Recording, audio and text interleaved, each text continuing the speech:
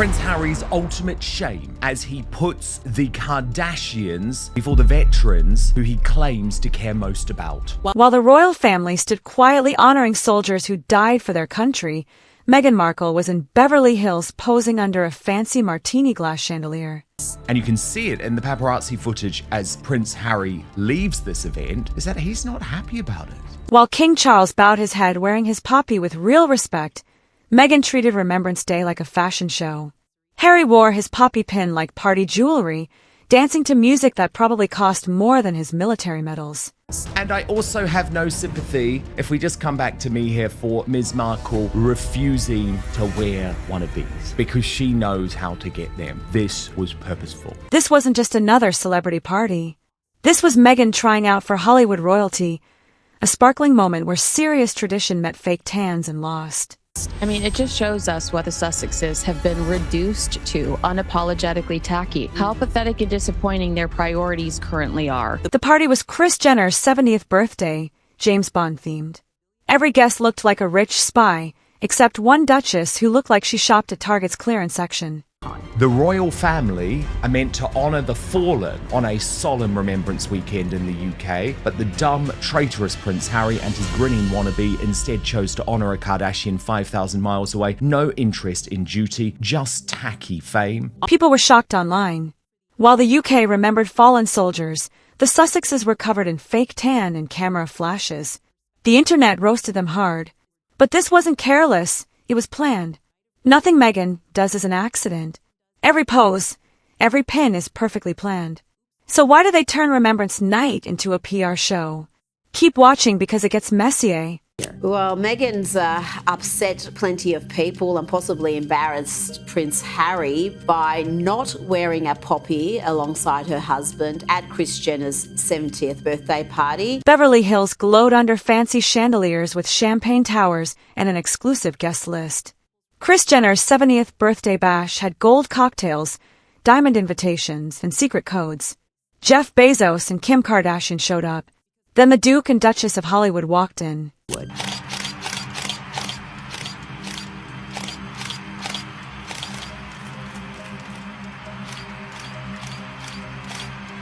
When Meghan and Harry entered, the room got tense.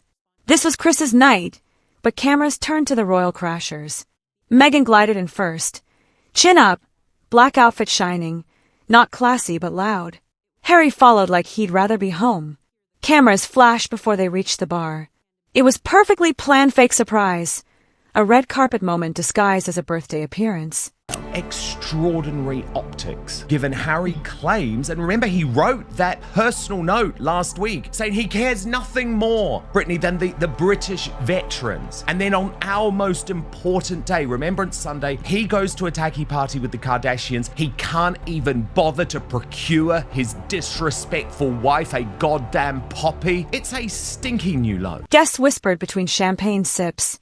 The Kardashians barely looked. Bezos nodded politely. Kris gave that fake PR smile. Every step Meghan took looked practiced. The arm touch, the fake laugh, the photo pause. But you could feel the desperation.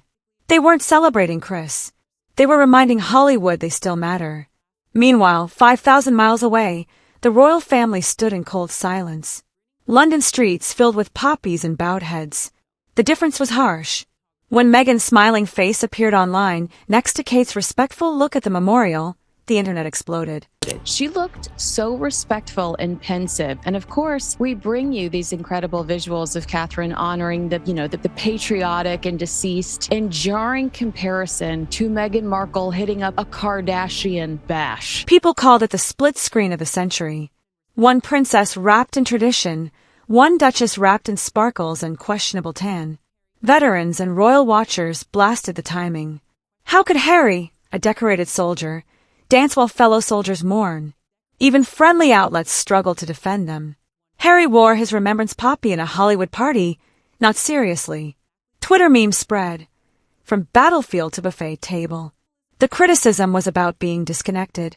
That night showed two versions of royalty, one honoring the past, one chasing clicks. publicly. It's hard to comprehend where Meghan Markle's head is when we are seeing such grace and strength and selflessness from Catherine. How she could justify throwing on her Bond gear and showing up to the Kardashians' house. Meghan's outfit raised eyebrows. She wore a black wrap skirt with mismatched fabrics that screamed Pinterest gone wrong. But people really talked about the tan, that orange glow lighting up every flash.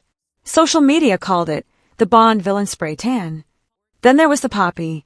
A remembrance symbol became an accidental prop under disco lights. That's not tribute, that's branding, one user wrote. Harry's poppy looked wrong next to cocktails and tuxedos, like wearing a medal to a nightclub. The internet called it funeral style meets Halloween tan. This wasn't a fashion statement. It was a fancy mistake. It looks like Meghan Markle married Prince Harry not for him, not to serve the British people, but to serve herself and the excess she always wanted to indulge in, the fame and the attention she always wanted to indulge in, but could never achieve on her own. Meghan Markle did not get an invite to that party. Prince Harry with Meghan Markle got an invite to that party. They're inviting him because of Harry. Remember when they wanted privacy? Apparently privacy now comes with photographers and designer lighting. Every accidental appearance has a camera crew waiting. This party magically produced crystal clear photos from every angle. That's not privacy, that's PR planning. Reports say their team told outlets ahead of time. Meghan controlled the story, then claimed to be misunderstood. Harry looked like he was trying to disappear, half regretting his choices. Critics called it out. They didn't escape the media. They hired their own version. They turned the spotlight they once hated into money. That night, privacy wasn't lost. It was sold one flash at a time. It was the worst thing that Meghan and Harry could have done. It just shows how disconnected they are from not only the public, the Remembrance Day, the people of the UK, but also from themselves, from each other. They are very disconnected from each other. She wants one thing, he wants another. And every time they step out here, him looking miserable and her looking so happy, it's very difficult. It's a hard watch. Rumors say Meghan wasn't officially invited. Her team allegedly arranged attendance through connections. Once inside, she was networking hard, moving between tables, flashing smiles, dropping names. Every conversation looked like a possible headline. Kris got a quick photo. Kim gave a polite wave, then silence. The Hollywood elite smiled and moved on. In a room full of powerful people, Meghan wasn't the main character, she was the spectacle. Her plan was obvious. In Hollywood, everyone wants a picture, but no one wants the PR problems. The A-list wasn't impressed. They were distant. The room shifted from curiosity to quiet cringe. Kris Jenner's post on Instagram immediately after the party. I think there are the maximum of 20 pictures in this slideshow. She made the mix, not one glimpse of the royal couple. Because the reality is that in Hollywood, they're not royalty anymore. They're on the D-list. So they may get the invite, but they're not on the Snoop Dogg or Oprah Winfrey level. Meghan floated from group to group, but conversations never stuck. Laughter was polite but thin. Harry fidgeted with his drink, realizing this wasn't the royal crowd. No one bowed. They just scrolled on phones. Hollywood royalty bows to relevance, and Meghan's value was low. Even photographers turned toward the Kardashians. By night's end, the message was clear. Meghan wasn't the queen, just another guest who stayed too long in the spotlight. Interesting how Harry finds no fault in their cooperation or their cooperating with the media. But when he claims his family does the same thing, it's simply unforgivable. We have to write a book. We have to do a Netflix series about it. Harry hung back, hands in pockets, head down, eyes toward the exit. He looked like he'd walked into the wrong movie. He barely spoke while Meghan posed and performed. The former soldier stood under disco lights that mocked him. Photographers barely took his solo shots. That night, Harry wasn't the rebel prince. He was just another prop in Meghan's brand campaign. A man caught between the weight of a crown and the emptiness of fame. You could tell he knew it. Harry and Meghan's titles should be pulled ASAP, and their place in the line of succession should be immediately revoked because they're not demonstrating the qualities of royalty that they should be. They're expressing basically the excesses of Hollywood, the indulgence of uber wealth. And Harry and Meghan don't even have that. The night ended. Meghan and Harry slipped out with more headlines than handshakes. What was supposed to be a comeback turned into misplaced ambition.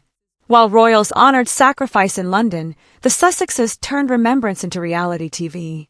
You can trade palaces for parties, but dignity doesn't come with an invitation. Hollywood saw through it. The smiles were polite, but the silence was loud.